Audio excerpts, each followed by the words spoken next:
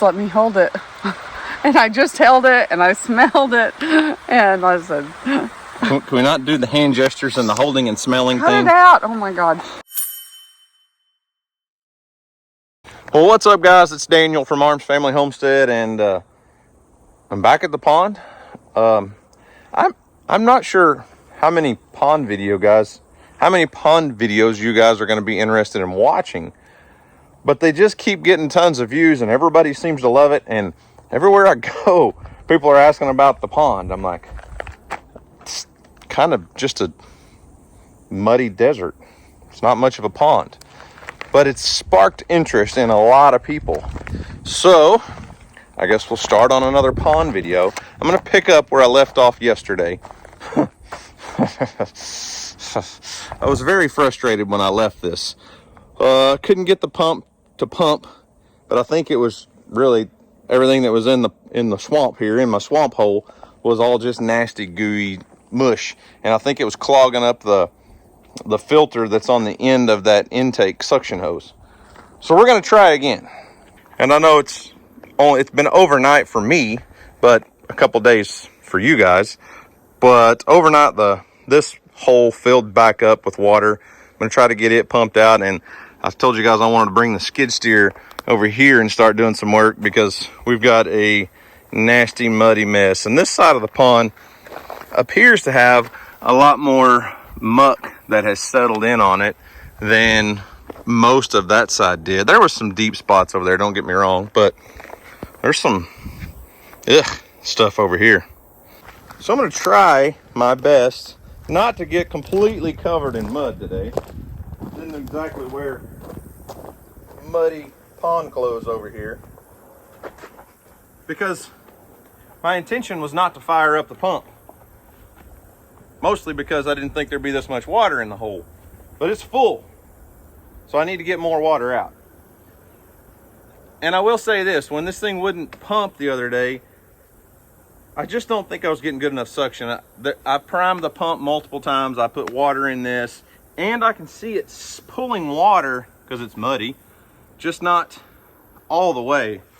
So I'm going to try to clean the end of this thing off and then finagle it a little bit so that it doesn't just sink down into the nastiness.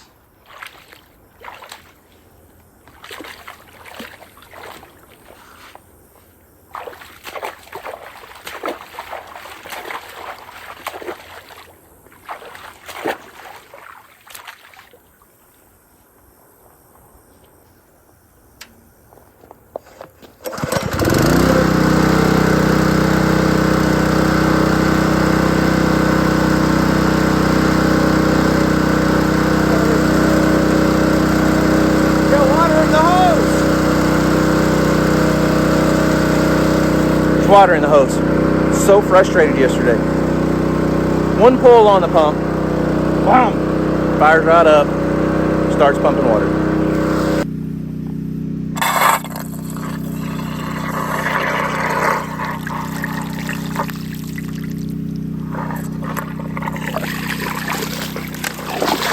Hey, there we go. That's what we're looking for.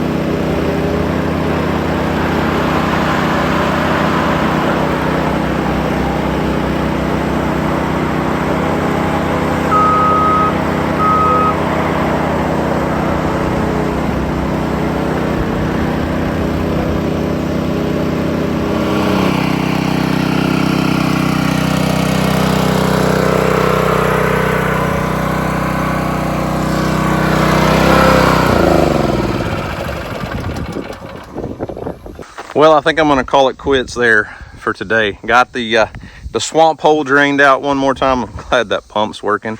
I don't think that it's working 100%. I don't feel like I'm getting the flow that I should out of it. But this mess that you guys been seeing me scoop and clean up is getting pretty sloppy. It's getting pretty wet. And every time I go over it with that skid steer, it brings more and more moisture to the surface. But I was able to get a pretty good area cleaned off and got anywhere from 6 to 8 inches of just muck and silt and stuff cleaned off and piled up. So now all this area can dry out. I think I can move a little bit. I'm going to get the skid steer out of the way tomorrow if I come over here and work, and probably use the excavator and start moving some stumps and logs and things. I don't know.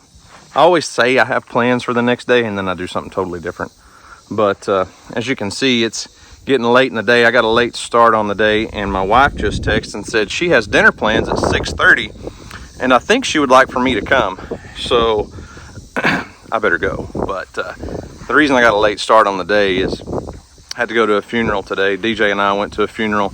A state trooper passed away from pancreatic cancer, and not a guy that I was close to. We weren't close friends or anything, but we did go to patrol school together. We spent 16 weeks living in a military style police academy. The Oklahoma Highway Patrol used to be one of the most difficult academies in the country, and Brian and I were, just so happened, only a few are going to get this probably, but we were fortunate enough to be graduates of the last real academy of the Oklahoma Highway Patrol. So Brian served the state for 18 years. He was a lieutenant and passed away of pancreatic cancer. And like I said, not somebody I was close to. He was a few years older than me, but we spent 16 weeks together doing some really hard stuff, and that brings out a brotherhood in guys. And you know, it's somebody that that would have laid their life down for me, and I would have done the same for him, even though we haven't carried on our friendship over the last 18 years, worked in different areas of the state. But it's tough. It's tough. He's like 46, 47 years old, something like that, I believe, and had kids, you know, not young kids, but still had kids young enough they shouldn't be losing their dad. And it was an emotional day, and I don't know, it's tough. It's hard aging, I guess. Getting older is tough. I never thought I'd be going to guys' funerals that I went to patrol school with this early. I mean, litter mates are litter mates for life when it comes to Oklahoma Highway Patrol, and you feel like you lost a brother, and it's tough. I feel bad for the family and his friends and stuff, you know. But anyways, went to the funeral, got to see a lot of guys that I hadn't seen in years. Some that I saw a couple guys today that I haven't seen since we graduated patrol school 18 years ago. Now, I'm not going to call out any names, but man, some of those guys are starting to look old. Like a lot of gray hair. I got a few, they don't have beards because they're still troopers, obviously, but fully gray-headed guys that I'm like, man, you fellas are looking old. I don't know. Anyways, I'm going to go have dinner with my wife. Probably get back at this in the morning. We'll see you then.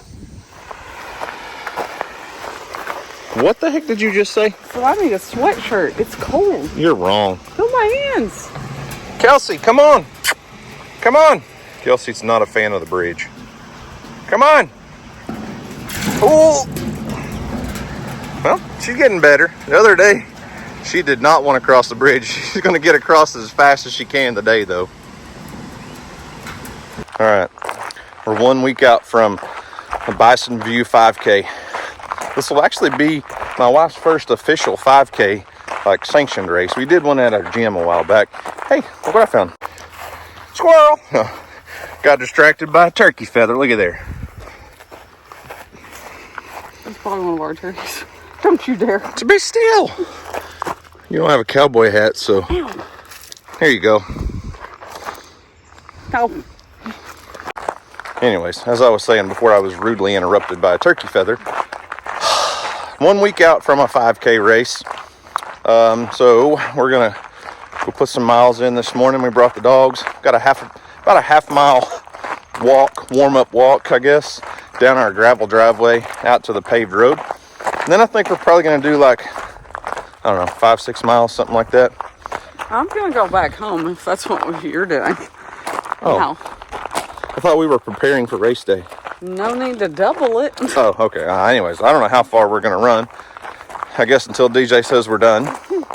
And yeah, go back to the house. I don't know. It's been a while since I ran a real 5K race.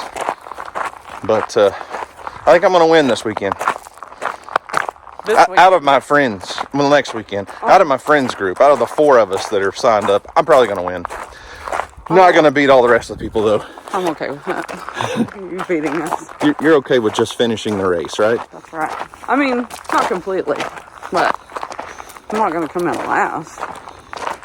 I'm going to finish, so. You're going to beat Richie. That's all that's important, right? That's right. Beat Richie. Yes. It's funny how different dog breeds are different. Earl always got to be here close. I said his name. He's usually close by. Kelsey, on the other hand, she's in her own world. All right, break time. Pausing workout. Made it to the road. Pausing my workout, and I got to restart it. Earl, here. So they've recently redone our road. Got some nice new fresh oil on the road, huh? Yeah, I probably shouldn't have worn those shoes. Oh yeah? White shoes, black oil. Kelsey, here. I hear a car. Come on.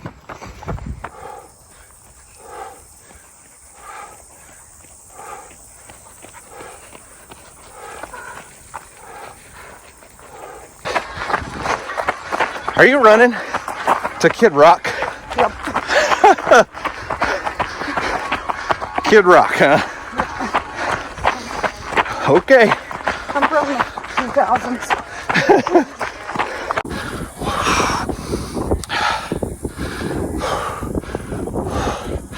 Pausing workout.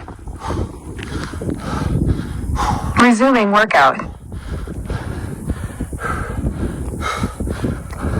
Oh shoot. Air squats are murder. Oh man, Earl. I found what I need. Whew. Big excavator. Big dump truck. Whew. Now I gotta do air squats while she catches up. Air squats are difficult in the middle of a run for sure. They're hard anytime. This makes them killer. Oh my God. Cry! Different music. Now DJ's trying to make us cry. Cry! Try not to cry. Cry! Let's go, push hard to finish. You got it? Push. Woo! I'm dead. You did it, Earl. You ran 3 miles, buddy. Kelsey's ready for a few more, aren't you? Here, get off that. You ready for a few more miles? I don't think Earl is. He needs a nap. I'm with you, buddy. Well, at least now we got a half a mile walk to cool down, but we did just over 3 miles. DJ came in at, I don't know what her total time was, but like a 10-minute, 15-second pace. Not a super fast run. I think I did it at 9-minute, 50-second pace. So we run at different speeds, obviously. We're not the same. So I kind of did more of like an interval type run where I would run with her at her pace for a while and then take off and get, I don't know, 3/10 of a mile ahead of her and then do air squats until she caught up with me and then run with her and then take off and run and do air squats. And I'm telling you, if you're looking for I don't want to say an easy workout, but a workout that doesn't require any equipment, do some air squats. Just air squats. I promise you, your heart rate will explode. It'll go way high. Hopefully your heart doesn't explode. All right, so we know a 9.5 to 10-minute pace is not going to win any 5K race. I'm okay with that. But guess what? I've never even looked. I don't know what the average pace 5K time is for a 40-year-old male and a 42-year-old It's fine, you can female. say it. I don't care. I don't have a clue. I do know that I can look back on an app on my phone. I've got this Nike Run app. In like 2016, I was running at like an 8.5 minute pace. That's a big difference from 9.5, 10. That but was several years ago. I guess as you get older, you get slower. So that's what we're trying to combat, you know? So we try to stay fit. We try to stay in good shape. And I don't know, who was I watching the other day? They were talking about why, as a 40-plus-year-old person, why they go to the gym and why they stay fit and all that. And, you know, another meme popped up and said, the reason I stay fit is because I have a teenage daughter, and eventually she's going to have a husband, and I don't want that little prick to be able to outrun me, outfight me, or anything. And there's some truth to that. But the other guy that I was watching was talking about, he just wants to be able to be there for his kids. Whether it's playing basketball or hiking Mount Everest, he wants to be able to do whatever he can. I know that's extreme, but he wants to be able to do whatever he can with his kids as they grow and mature. It's easy when they're 8 years old to run out in the yard and play baseball with them. But when they're 25 and they say, Dad, you know, let's go on this mountain hike and go camping for 3 days, and you're 55 years old, are you going to be able to do that? And it kind of hit home with me. You know, I'm not trying to win any races or be the best CrossFitter even in our own gym, which we haven't. We kind of backed off of CrossFit the last couple weeks and prepped for this race. And then I think we're going to set up our own CrossFit gym area in the merch building. We've got a rig and some weights and things in our shop at home, but I think if we buy a few more pieces, we can move it to the merch building, have a great place to work out on our own. It's 3 miles from here. We could just run over there, work out, and run home, right, honey? Yeah. Except I have to work in the building. Yeah, I don't think you're going to run 3 miles, work out, and then run 3 miles. Oh, no. Yeah. Not that. You didn't catch that joke. No. But anyways, we try to stay fit, and this whole carnivore diet that we started, we're on day 6? Yes. Is that right? Day 6. It's not a weight loss plan for us, guys. No. I've lost like 1.8 pounds.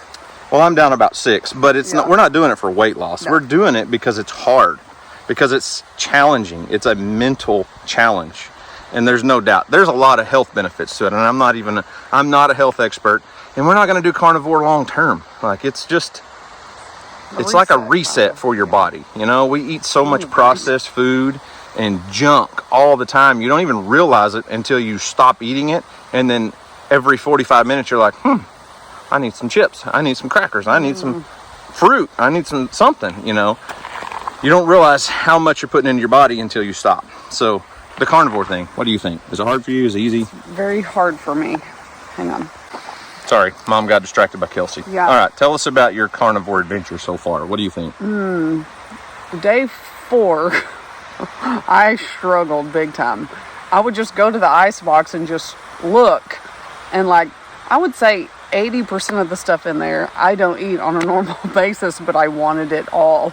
And then like I don't drink pop. I haven't drank pop in forever, and we usually don't even have it, but we'd gone to the lake, so we had a Coke in there, and Houston came home and he had a Coke, and I was like, just let me hold it. And I just held it, and I smelled it, and I said, Can we not do the hand gestures and the holding and smelling cut thing? it out. Oh my God. Anyway, it was really hard for me. But also on day 4, I felt like, or was that yesterday? Day 5 was yesterday. Day 5, I felt like I was definitely less bloated and like when I got up in the morning. So I do feel some changes there.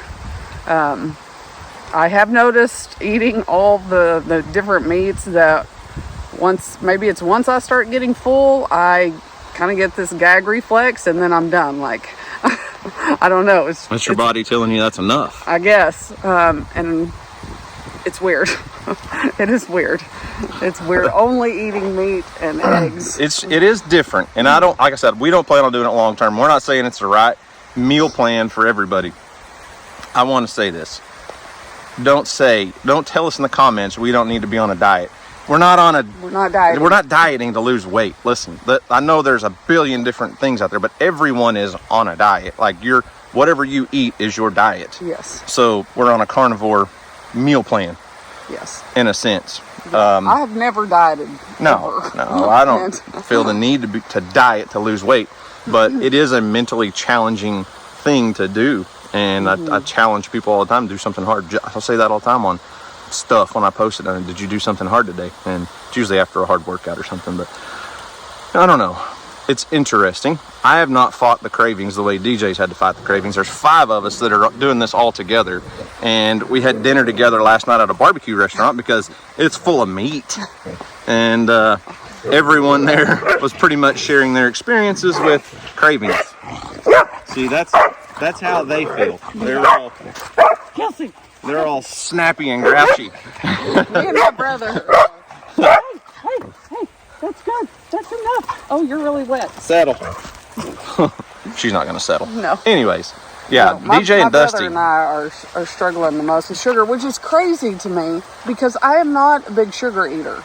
Like, on like desserts and snacks like that. I am. I love cake. I love like, cookies. I can eat one piece of a cookie and be good. I can eat the whole box of crumble cookies and want to go back and get more. Yeah. But it's just, I don't know, it's weird, but my brother and I are for sure struggling with the sugar stuff. And it's just a mental challenge for me. And I feel like for DJ, it's just a mental thing. If we can do that, we can, do something else that's hard or difficult or whatever. And I can see rolling this into like a more keto style diet, more long term. We may do this for a month. I'm not planning on doing carnivore for 6 months or some crazy stuff like some folks do. But I could see rolling it into like a keto style, like a whole food diet, and trying to stay away from processed foods because everything we eat is in a box or from a fast food restaurant that's just trash. Yeah, I agree. I mean, so eat meat.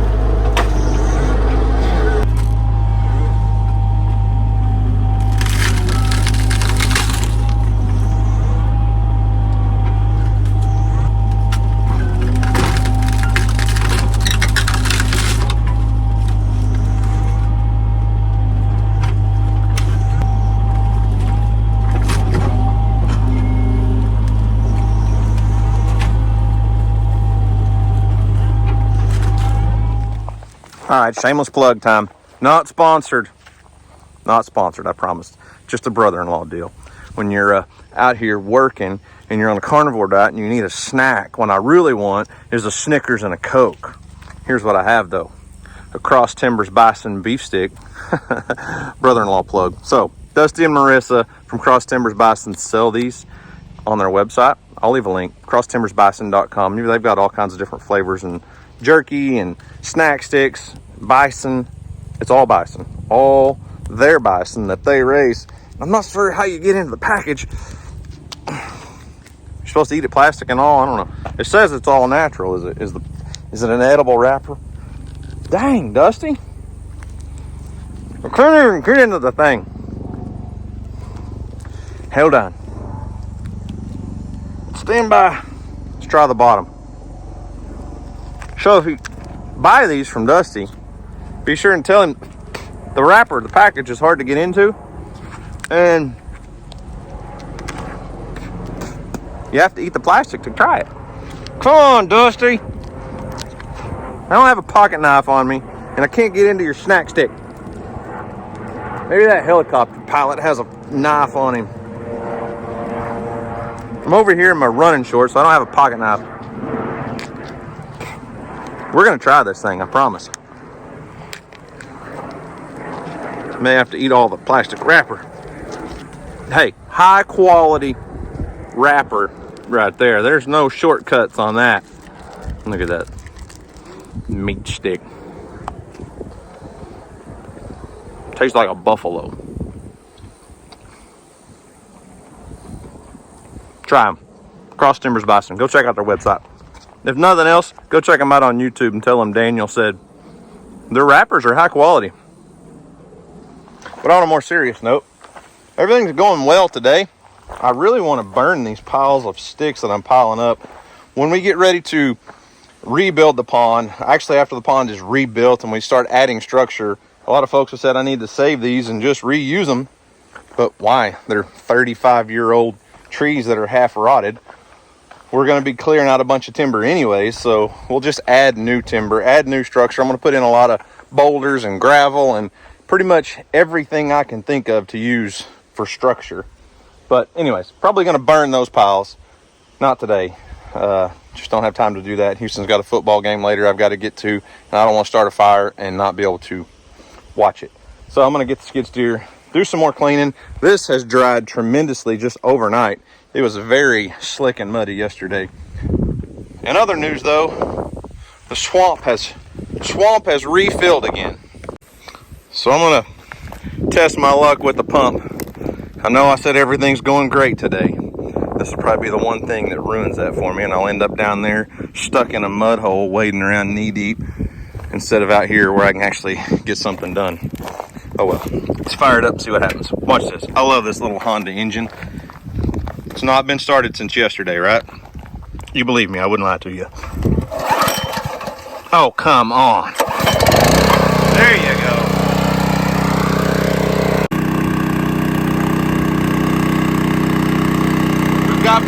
We got flow. Let's go check it out. Woo-hoo-hoo-hoo, man. I love it when something works. I hate it when it doesn't though.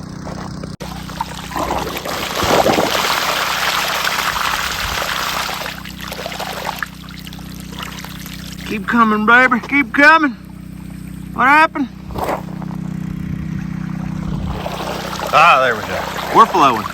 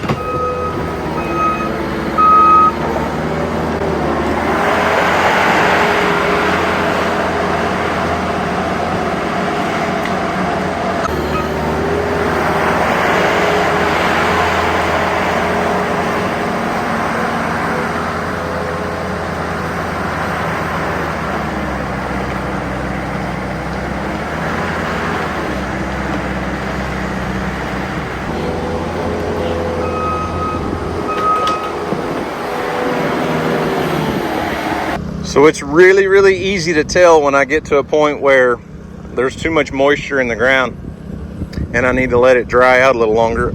Over here, it looks nice and dry and stuff where I'm scooping, but there's some moisture out in there that needs to dry, just like this was yesterday. It's amazing what 24 hours difference will make. This is nice and solid. I'm not gonna say it's dry, but the tracks on the machines run a lot better. And I can get through a lot of that stuff, but it gets to where the tracks are just spinning and it's kind of hard to scoop. And the more I move on it, the worse it gets. So it's all right. We're still pumping out water. I'm gonna do some more scooping I think I can come over this way and get a little bit over here. Just waiting for that to finish so I can shut it off. Just started sucking a little bit of air. I heard it. Just happened to be sitting here waiting. I knew we were getting close. I'm gonna turn that off so I can hear. You guys can hear. Whew. Got her all sucked out. I think this is day 4 that this is refilled and been sucked out. So we'll just keep doing it. Sucking moisture out of the ground. It's all just draining down into this one hole and pooling here, and I'll pump it out. I don't know if I'll ever get anywhere with it, but it's got to be helping some.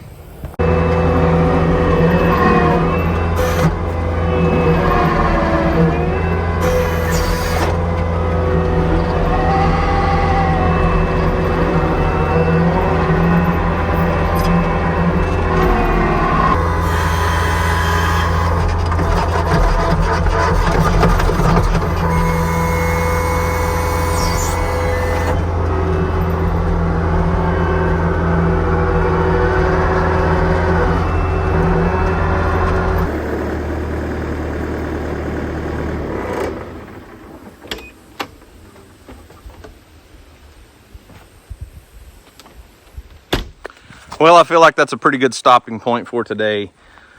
I could probably make these videos 2 hours long, and as much as I would love to sit out here and work all day, the reality is I can come out and make these videos and then I have to go back, edit, upload, post, do all that stuff for content. And not that I'm complaining by any means, but I say all that to say, I just want to say thank you to everybody that's watched this pond video series. I don't understand it. I don't know why the YouTube algorithm and the Facebook world and everybody seems to love pond videos, even though to me, I'm just out here scooping dirt. But I will say this, I couldn't be more overjoyed that this pond build series has taken off and done really well. The videos are doing incredibly well, and that's perfect because the honest truth is this is going to be a very, very expensive project. I honestly don't even know yet what it's going to cost. I'm guessing at a minimum of $40,000 to $50,000, and the sky's the limit depending on how fancy and how much we want to do. So the fact that these videos are performing well is encouraging to me, because then that's how we're going to pay for this thing. You know, we'll do some sponsored videos and some different things and stuff along the way, but when you guys are watching this and hopefully enjoying the content, that's helping us put more back into it. And I want to put as much into this pond as I can, because in a sense, I don't know, maybe I'm wrong, but this is just me thinking, it's almost like a legacy thing. My dad built this pond back in the early 90s, and it was a fabulous bass fishery. He put a lot of work into it, a lot of time stocking it and things, and we've had an unbelievably awesome time with all of our kids over here fishing over the years. And I want to continue that. I want to build that. And this pond is really an investment in our career, really. We do a lot of fishing over here. We do a lot of videos, and those videos are how we make our living. So I'm investing back into our family, our career, all the things. And who knows, guys, and not too many years down the road, we may have another generation over here fishing. I know Houston and Emily are a little young, but Weston's 22. Not that far away into the future, we could have a 3rd generation, 4th generation. That's weird. 4th generation of arm skids over here fishing. So thank you. I really, truly appreciate you guys watching these videos. So Remember, do something today to make somebody smile, because you never know, it just might change the world. So guys, thanks for watching. I hope you enjoyed it. You guys have a great day, and as always, we'll see you on the next video.